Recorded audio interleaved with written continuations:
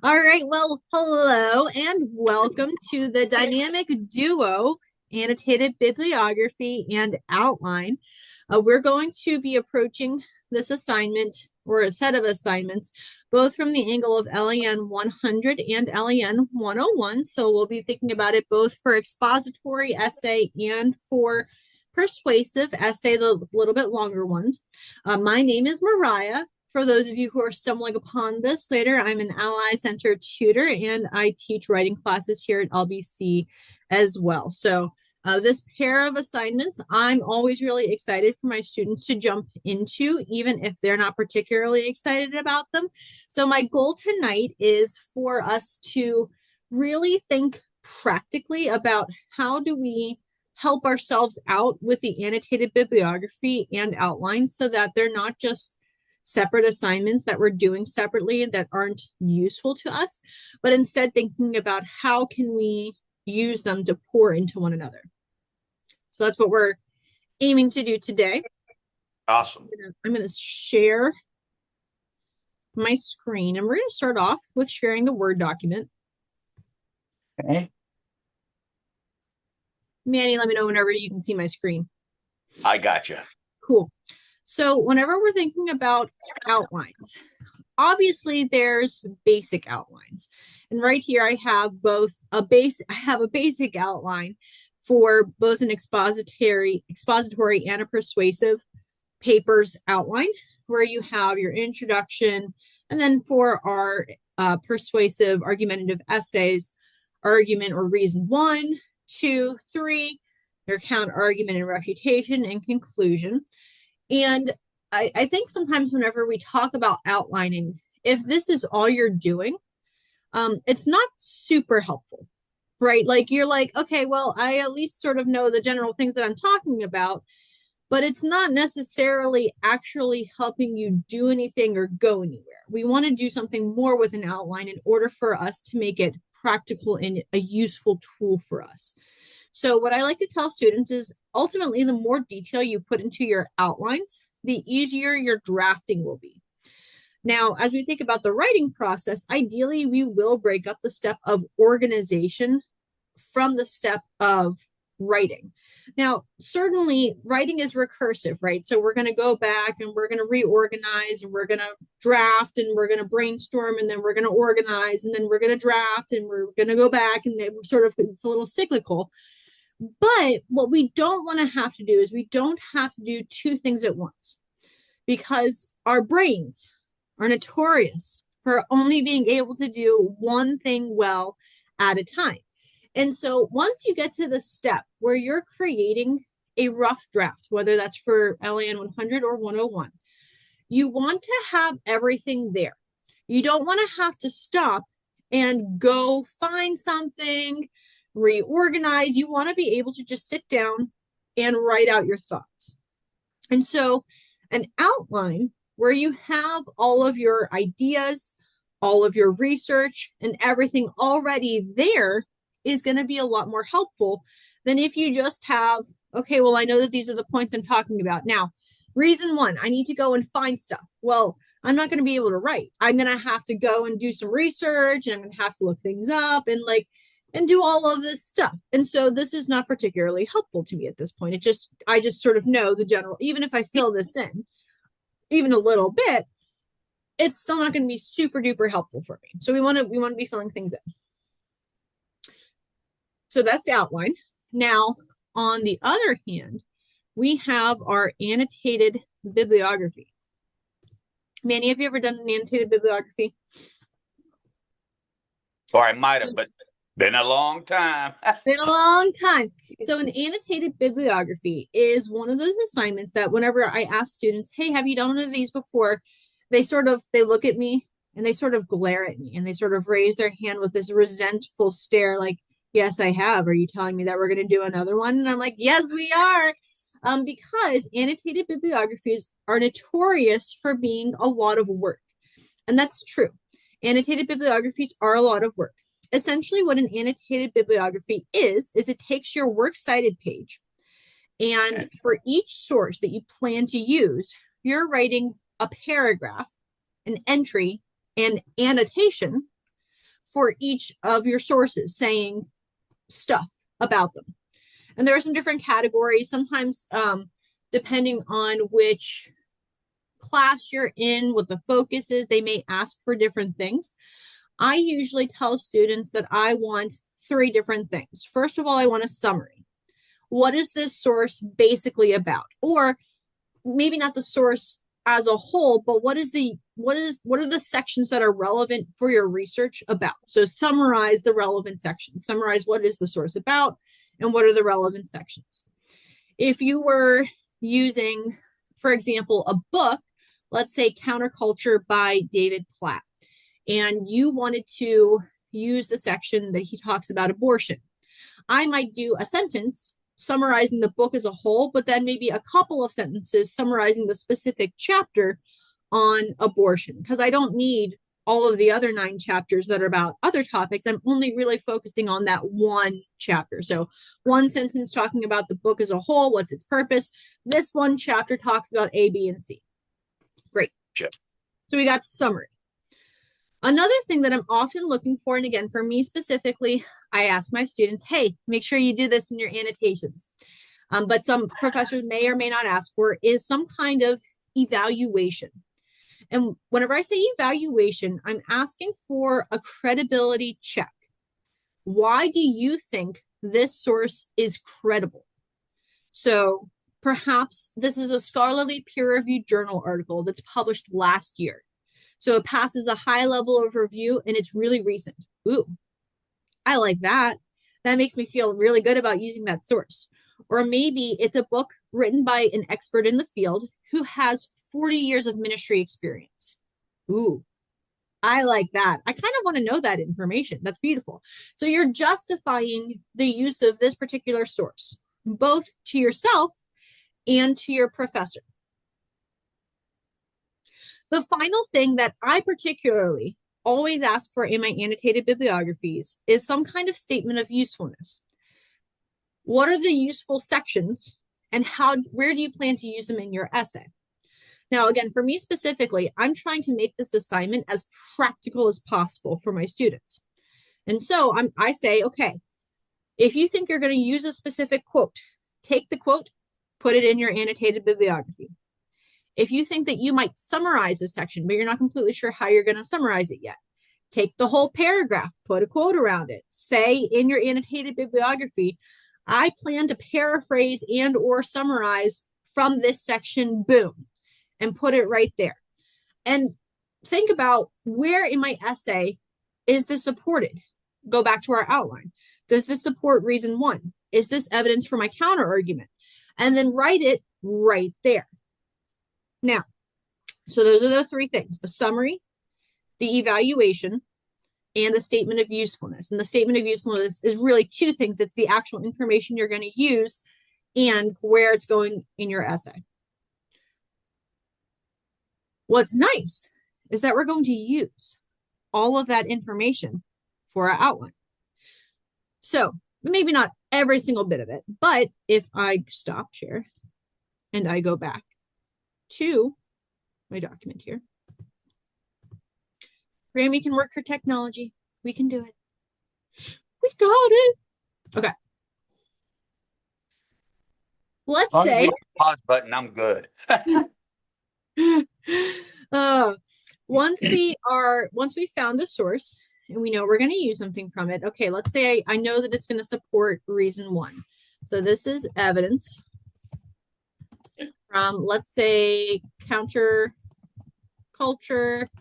chapter 4. And let's just say that that's there.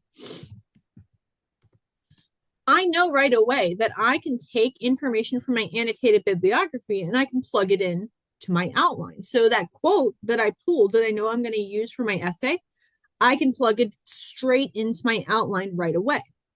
Maybe I think about, you know what? I'm not completely sure if I'm going to introduce David Platt, the author of Counterculture, or not, but I might. And I might give some additional context for why he wrote Counterculture. I'm going to pull in that information about the summary and the evaluation, and I'm going to plug that into my outline too, just in case I decide I want to use it. And all of a sudden, I have all of this stuff under the introduction to the evidence section that I didn't have before that I took straight from my annotated bibliography.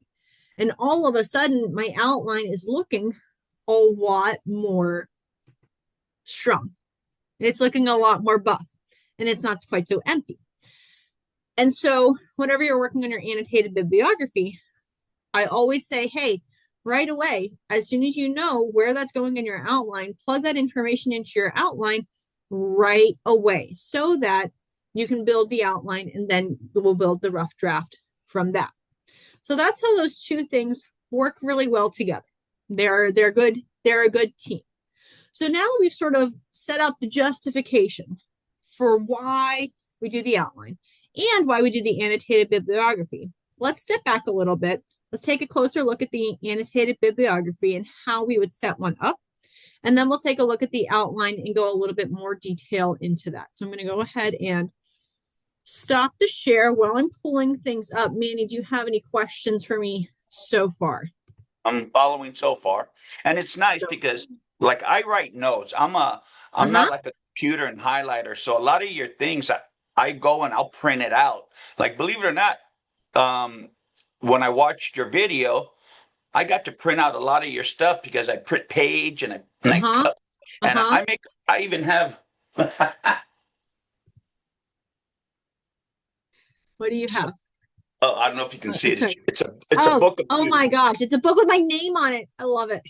Well, it's because then I can go back and I'm a kind of old school or touchy feely. Like people like computers and stuff. Me, I'll print out like I'll print out what you know a persuasive outline is, and I see it, and then I can write notes on it and, with samples, and then I can see it right there, and then rewatch something as you talk about it.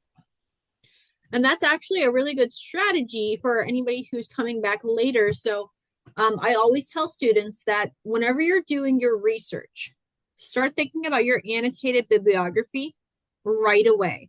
So for those of you who are right now working on either your expository essay for LAN 100 or your persuasive final argumentative essay for LAN 101, as you start finding those new sources, because you're finishing up your flip-flop draft and you're moving into your final, start taking notes right away. Think about, okay, what's relevant, whether you're taking notes on paper. And I actually really encourage students to take notes on paper. It does something different for our brains. And I don't know what it is. But there you go. There we go. Manny's getting gold stars coming his way. There's just something different about it. And so whenever we are, again, doing research, whenever we're engaged in the writing process, there's a fine line between remembering that the process is recursive, it's circular, and not wanting to have to do the work twice. We don't want to have to do the same thing twice. And so if you found something and you think it's going to be a good source, I encourage you to right away stop and say, okay, well, let me print this right now. If you're going to print it out and take notes right on it. And say, okay, what here is useful for the points that I'm making? And write those notes down right away. Start your annotated bibliography right away. Because otherwise, what's going to happen is you're going to be like, oh, that looks like a good source. And you're going to save it on your desktop or whatever. Save it as a link. And then a day or two is going to go by, maybe 3, maybe it's the next week. And you go back in and you're like, now I know that the source was related.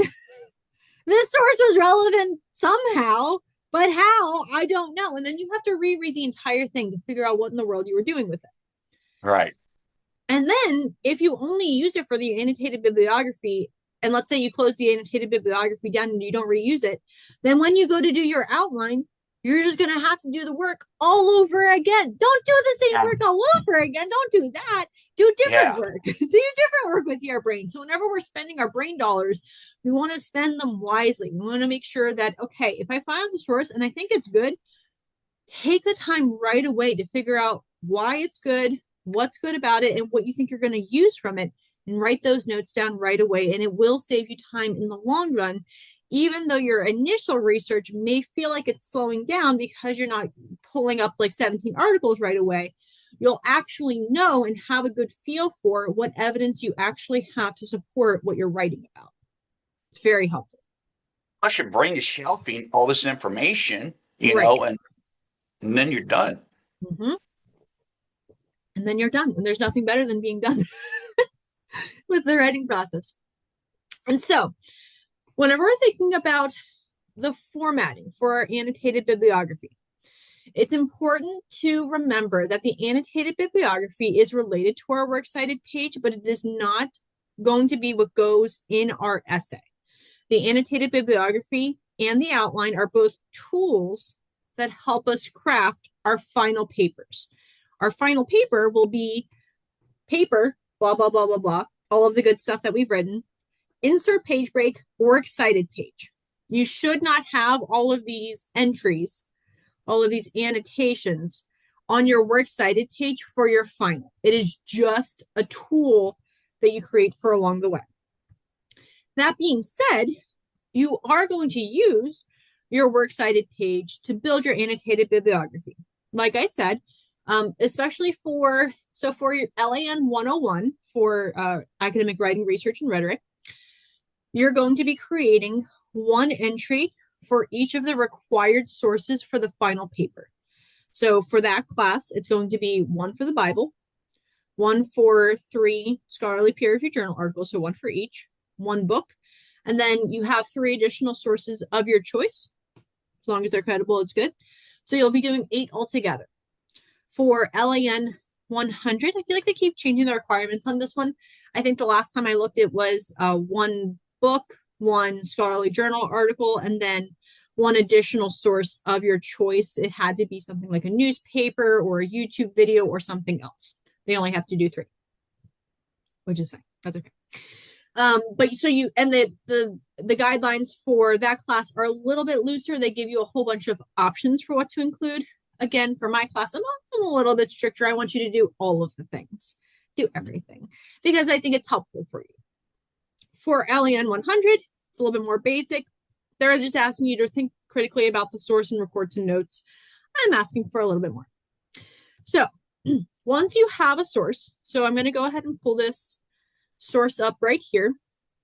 I found this scholarly peer-reviewed journal article. Now, this is one of our open access scholarly peer-reviewed journal articles, so I did not find this one through the library, but it is still a good source. And so you can see right up here, it's open access peer-reviewed research article.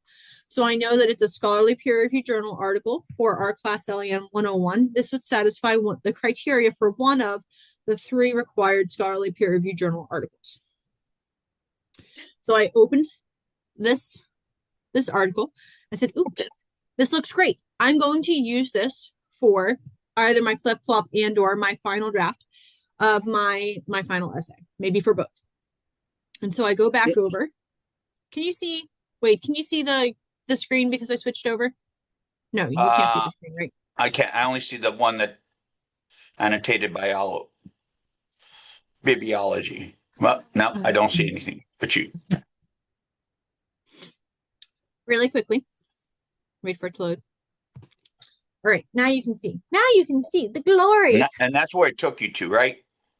Yes, this is the page. So I clicked the link and it took me straight to this PLOS One providers' experiences with abortion care, a scoping review. Over here toward the top, open access peer-reviewed research article. Top left-hand side. Now, when you had it in there, when you were talking earlier today, and they said you didn't want the HTT semicolon and // I noticed it was in it. Yes, and that's because this does have a DOI. So I will show you again. So you see how we have DOI.org/10.1371, etc. Correct. This is a DOI. For Okay. MLA, they do want you to keep the HTTPS:// for DOI addresses. And what's a Okay. DOI? It's essentially a permanent living space online for scholarly work. So they say, you know what?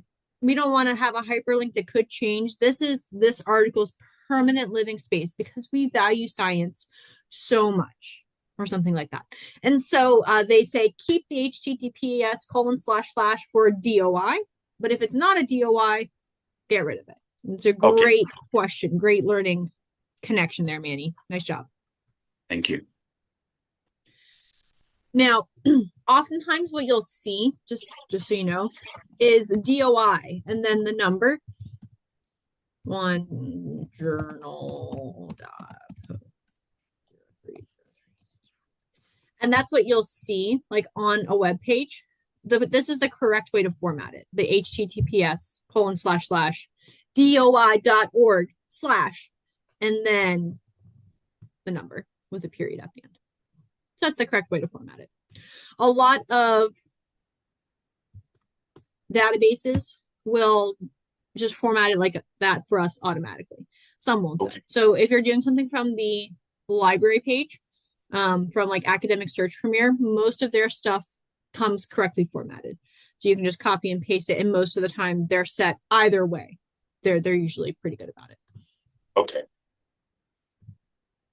Now, once I find my article, I will either use the cite button, if there is one, to create the citation, or if I am practicing or I've memorized how to set up my citation manually, you'll set up your works cited entry, and you'll do this for all of your sources, of course.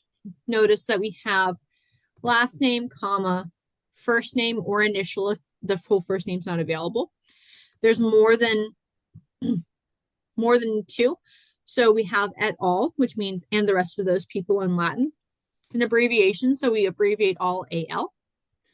We have the title of the individual article inside quotation marks. Title of the journal, italicized. Then we have additional publication information, which an article may or may not have.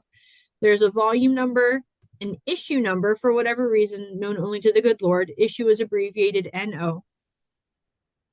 I don't know. So issue 37, the date. Notice that we once again have it in the order, the British order, day, month, year. There's only a month and a year available. So this is all I have. July is 4 letters, so I'm okay not to abbreviate it. The page range. Now, I have, just as the sample, EBSCOhost. However, very technically, if you look back at the page, there isn't a database, a separate database. PLOS One is both the journal and the database. And so this is the database spot if there was a separate database, but very technically, because there isn't a separate one, I would delete it and I would just have it right there. However, it's nice to have just for sample sake so that we can see that's where the database would go. You'll see that as well whenever you're in the library. You'll be able to see, oh, it says EBSCOhost or Academic Search Premier or Atla Religion Database. And that's the spot that it'll go. So that's our entry. We're ending with a link always. If you're doing the access date, you would do to February 26 and put it right there. MLA rules are that you don't need access dates. My recommendation to students, what I ask for from students is consistency. So if it is an online source, I say it's up to you. If you think that it is useful for you to demonstrate this is where and when I access this source, then go ahead and include it for all of your online sources. However, if you're like, I don't think that's necessary, then I want you to be consistent and not include them for any of your online sources.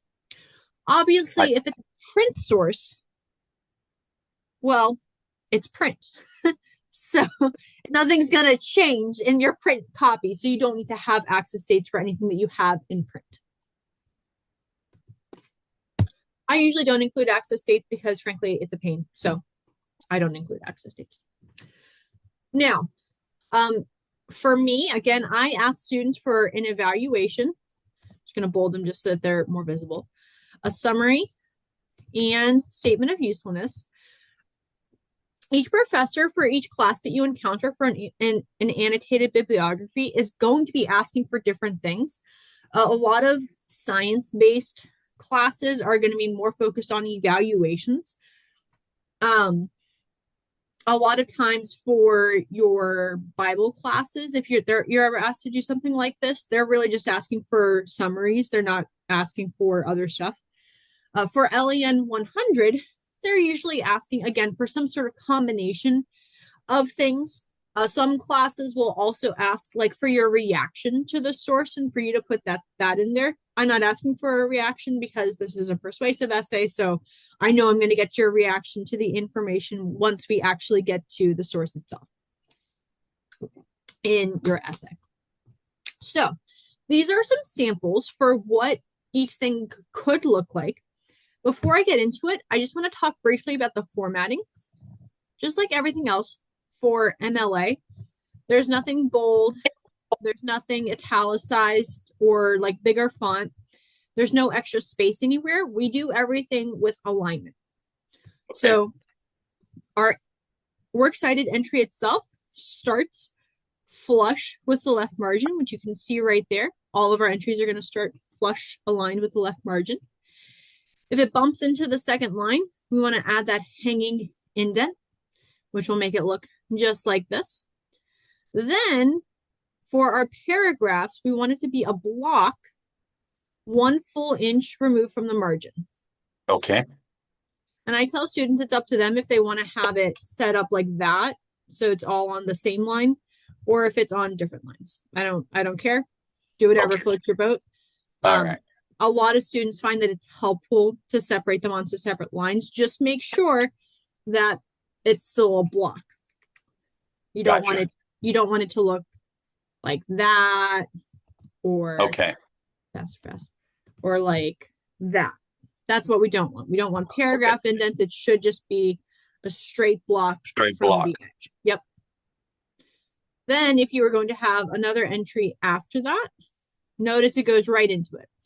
There's no additional space. It's just boom. We know it's the next entry because once again, we are flush with the left margin. Yep. Now let's take a look at what we actually have here. Once again, for my papers, for my annotated bibliographies, I don't care what order students put things in. Some people like to put the summaries first and then the evaluation. Most people end with their statement of usefulness, but you know, people do whatever makes sense to them as long as they're all there. As long as the information's there, that's what matters to me. I do recommend, again, from my class where I'm asking for multiple things, that people do label it because that's just a good checklist for you to say, okay, evaluation, I wrote something for the evaluation. I wrote something for the summary. I wrote something under the statement of usefulness.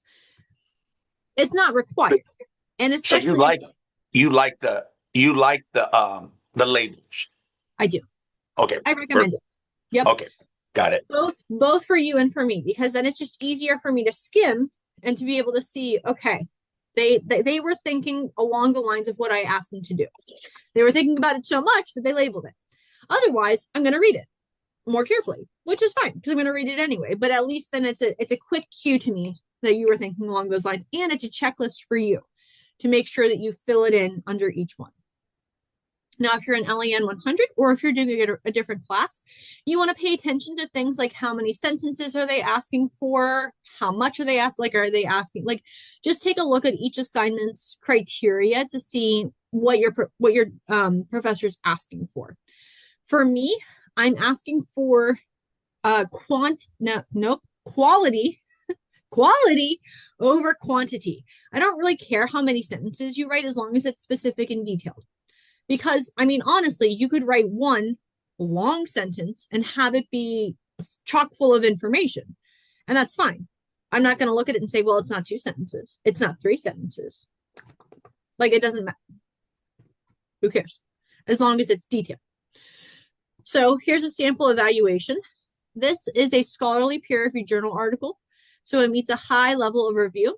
It was just published in July of 2024, so it's super recent, which is helpful for this topic. Now, this is a draft of an annotated bibliography. If I was going back and working on this a little bit more, I might want to explain why it's relevant that it's recent. Now, this is abortion, it's an abortion related paper. And so I might want to say, hey, this shows recent providers' explanations for why they're for their experiences with abortion. So it's more recent. Usually there's about a 6-month lag with publications for scholarly peer-reviewed journal articles because the review method is so in depth. And so whenever something recent comes out, it's usually, again, there's about a 6-month lag from whenever it was submitted to when it was actually published. So just keep that in mind as well whenever you're taking a look. If you're like, I can't find anything that's within the last 6 months that's scholarly peer reviewed, that's probably because you're looking for a scholarly peer reviewed journal article. It's not going to have something necessarily that's super recent. Now, I want to note as well that I highlighted the research methodology for this paper. There were 106 studies, 83 were qualitative, 15 were quantitative, 8 were mixed method. They talked about their total sample size across 28 countries and 6 continents. Now, to be frank, for this particular article, I don't actually care about this information. It's like, whatever, like, okay, great. Like, it doesn't really matter too much to my brain. However, sometimes the methodology section is a good section to go to if you want to prove a credibility or make something look less credible. For example, if we're thinking about the transgender argument, one of the things that people who are for like boys playing in girl sports will say, well, or arguing for transgender surgeries will say that patients report high satisfaction after the surgery. And so that the results are positive after surgery. And they cite scientific studies to back that up. However, if you take a look at the methodology section for especially, I know of at least one study that they cite, and there's not many of them. First of all, it's not a longitudinal study. It's very short term. It's like within the first 3 months after the surgery. So it's not like they've been following them for years and years. It's just like right after. So there's nothing long term. The other thing is that the way that they're getting their information is they're asking the patient's parents, hey, is your kid happy? Now, if you've had life-altering surgery done to your minor, you are invested in making sure that you made a right call, right? And so that's a lot of pressure for you to be like, oh, you know what? My kid's actually really unhappy. I've ruined their life. Like that's it's hard for people to work past that. And so if you were looking to critique a study, like perhaps to use in a refutation to knock down a piece of evidence, you could cite the study and say, well, people who are for transgenderism use this to argue this piece of information. However, and then you highlight the flaws in the study and you use that as a way to refute their argument. And that's very effective. So anytime, just because something's published in a scholarly peer-reviewed journal article doesn't mean it's straight from heaven, right? It just means it had to go through a high level of review. Any questions on that before we move on, Manny? No, I got that one. I often will tell people to skip the methodology section whenever you're looking at a study initially. If you're looking to see just what is the study about, go down to the bottom, look at the discussion section. Discussion is where the authors are going to interpret their results, and that's where you're going to see if something's actually relevant to what you're talking about. But if you're trying to look at it a little bit more carefully, I would take a gander at the methodology. Now, my summary, again, this is a draft. In this source, the authors had 2 major findings. First, that there's still a lot of negative press / feelings about abortion, creating a stigma against it. Yay. I would probably get rid of the yay before I actually submitted it. That was my own little reaction that I put in there, and I was like, I gotta take that out. Second, that doctors wanted to provide care, but sometimes felt conflicted. So that's just one sentence, but it's detailed. You know pretty much exactly what's happening in this scholarly peer-reviewed journal article. You know what its major conclusions were. Great. I could use that in my paper, right? I can Yeah. literally copy and paste that information to tell my audience who, remember, especially for your persuasive essay, but even for your expository, they may not agree with you. They may be open, especially if it's an expository essay, but especially if it's a persuasive essay, they disagree with you. So they want justification for the sources that you're using. And so sometimes it's helpful to provide a little bit of background about the research that you're providing. And so something like this, where you're explaining to your audience, hey, this is what the source is about, or this is the credibility behind my source. It's not just for you or for your professor, it's for your audience that you're writing to.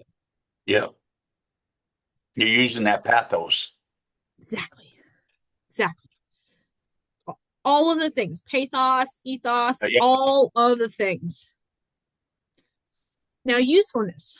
I am planning to use this in my first counter argument, doctor's commitment to abortion. So notice that, again, so this is particularly for people like me who are a little bit extra with our annotated bibliographies. And I want you to really show that you're thinking about the information that you're planning to use and how it's relating to your essay. So this is going to be the first counter argument. Notice that I labeled it as well. So it's not just what is my first counter argument. I don't have to go find your outline somewhere and say, what was their first counter argument? It's right there. And then I have a quote. Now, this is a really long quote, right? Wow. This Yeah. is very long. So afterward, I wrote, I am going to summarize this information or paraphrase. I don't Got know. it. There we go. I see it. Yep. And that's, again, a note for you as well. So you can remember, I'm not going to use this whole thing. I need to paraphrase this, but it's Right. at least a note. So if you're like, hey, I know that there's information in here that I want to use, but this is way too long. Like, I don't need all of this information. There's just aspects that I want to make sure that I emphasize. So I'm going to pull the whole thing, at least for now, plug it in so that whenever I go to put it in my outline, it's right there. This evidence shows, notice that I have a little bit of explanation here, that doctors were committed to abortion care, even though they may not have supported it on a personal basis. So I did a little bit of reflection right there. Yep. Now this is where, as we start to move over to our outline, we can start really putting those pieces together. So I'm going to reshare to the outline here. All right, so just today in our class, we actually reviewed Peel. So I'm going to go ahead and write P point E.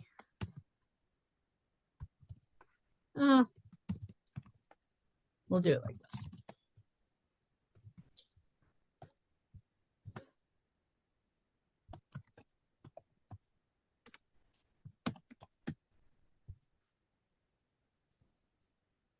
All right, so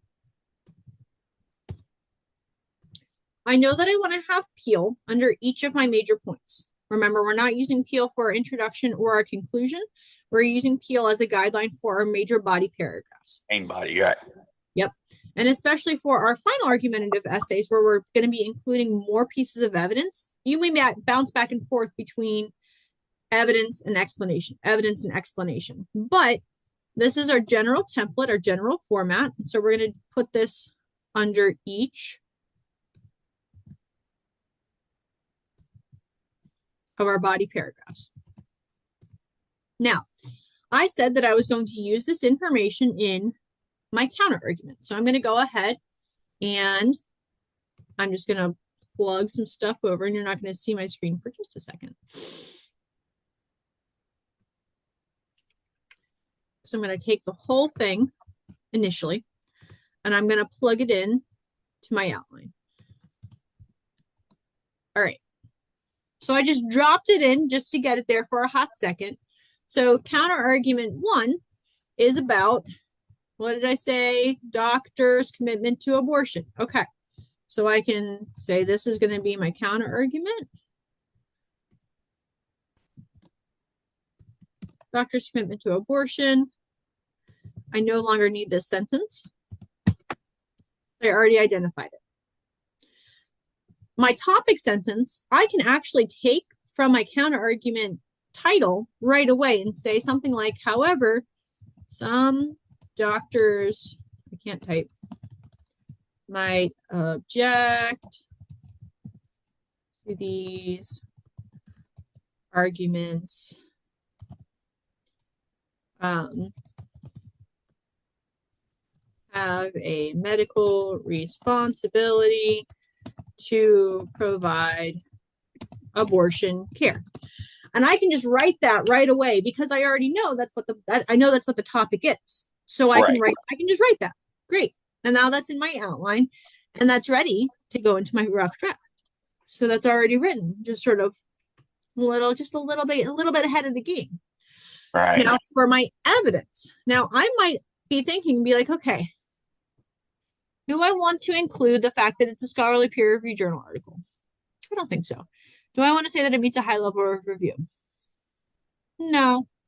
Do I want to include this information? Oh, I might want to say that it was published in July of 2024. So I might say something, a recently published scholarly article. Maybe I might say that.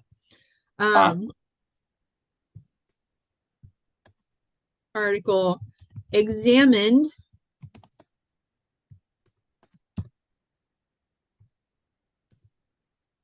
4,200 abortion care providers from 28 countries and 6 continents.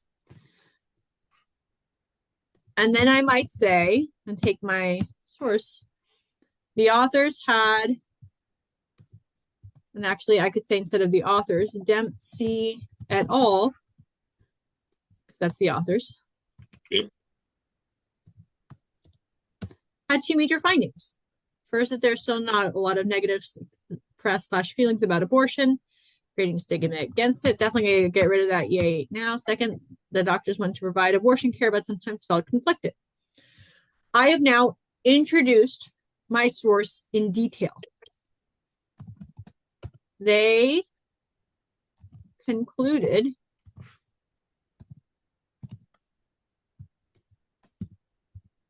and maybe I just want that first sentence and I want to get rid of all the rest. And I look at the rest and I'm like, I don't need the rest of it. I just want to quote that one line. I'm not going to paraphrase right now, especially for the sake of of a demonstration where I'm live and having to summarize and paraphrase on camera. And let's just say I put it right there. Okay. Add my in-text citation, Dempsey et al. Notice I'm not putting page numbers because this source is just a running page. Okay. So I scroll, so there's no page numbers to add. This evidence shows, now this is actually an explanation. So I can cut this from right here and put it right there. This evidence shows that doctors are committed to abortion care even though they may not have supported it on a personal basis. I can probably almost fill in a link right away too. Therefore, these doctors would argue that abortion should remain legal in the United States.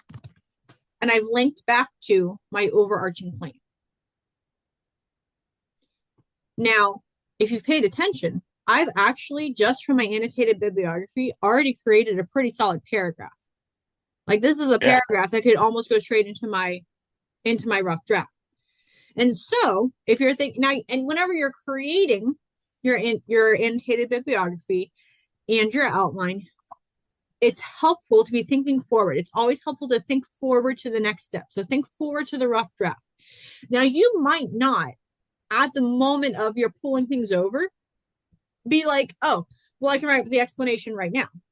That's okay. Great. Go ahead and at least pull things over and think about, do I think I might use this piece of information? If you think you might, go ahead and plug it in to your outline. If you think that you might use a piece of the evaluation, go ahead and leave it there. Whenever you get to drafting, let your drafting brain make that decision. But at least for right now, you've organized your information. And that's the point of an outline, to organize your information. Gotcha. And the annotated bibliography. Annotated bibliography is both organization and research. It's a research tool, but outlines are really about organizing that information. And so, and even if you plug it in right away and you can find something better or not, you have it almost already filled out, like you said. You're putting Exactly. it together, like you said, ahead of time. Yep, exactly. And so if you do earnest work with your annotated bibliography and your outline, a lot of my students, like a surprisingly large number of my students, have said after they did the annotated bibliography and they did a detailed outline, that was the easiest rough draft I've ever written in my entire life because it was all right there. It was all organized, it was laid out, and they were like, oh, it's like a gift. It's a gift to my future self. And it is.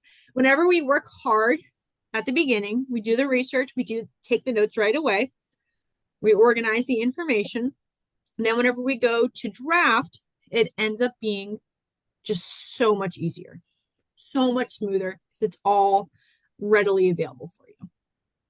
Questions, concerns, no snide remarks. You can't take them for the dynamic duo. We're Questions. great. Love it. So that is the majority of what I wanted to cover today, making sure again, so from the top, we explained sort of the purpose of the annotated bibliography and the outline. We showed how they're not really useful separately, but together they make a really great tool whenever you fill things out in detail and they point forward to the rough draft. We took a special look at the formatting for the annotated bibliography. Outlines, as long as it looks something like this, usually professors are happy, some sort of tiered format. They don't really care as long as it's tiered so you can see the different levels and things are labeled.